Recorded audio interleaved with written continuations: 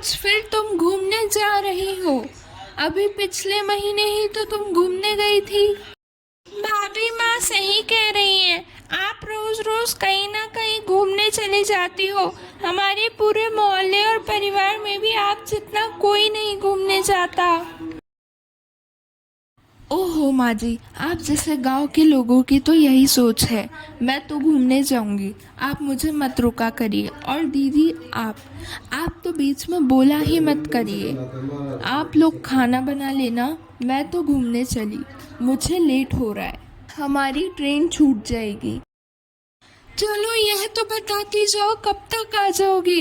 खाना भी बनाकर नहीं जा रही, मेरे कमर में दर्द हो रहा है। सारा काम मुझे और नेहा को ही करना पड़ेगा।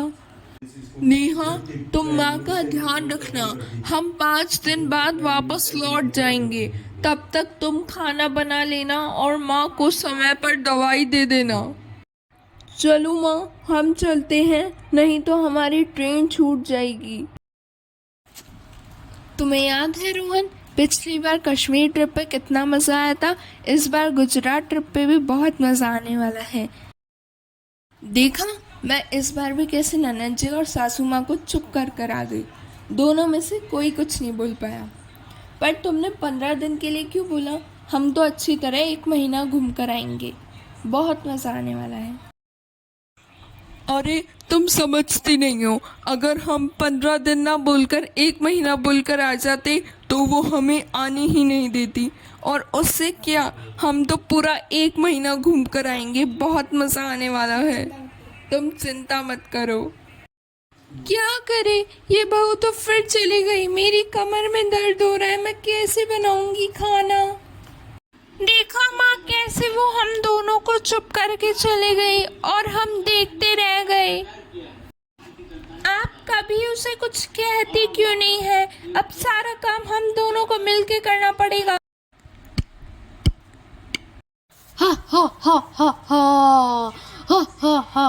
तुम मेरे इलाके में क्या कर रहे हो? यहाँ पे आना सख्त मना है। यहाँ पे ही नहीं, कहीं भी सुनसान रात को सड़क पे मेरा ही इलाका है। हमें माफ़ कर दीजिए चुड़ैल जी, अब हम वापस लौटकर यहाँ कभी नहीं आएंगे। ये हमारा आपसे वादा है। माँ जी, हमें माफ़ कर दीजिए। हमें हमारी गलती का एहसास हो गया है। हमें इतना भी नहीं घूमना चाहिए था। अब हम कभी अकेले घूमने नहीं जाएंगे। अगर हम जाएंगे तो हम सब साथ जाएंगे और बहुत मज़े करेंगे। हाँ माँ, जब हम सुनसान रास्ते पे चल रहे थे तब हमें एक चुड़ैल मिली। मुझे खुशी है कि तुम दोनों को अपनी गलती का एहसास हो गया। कोई बात नहीं, मैंने तुम्हें माफ़ किया।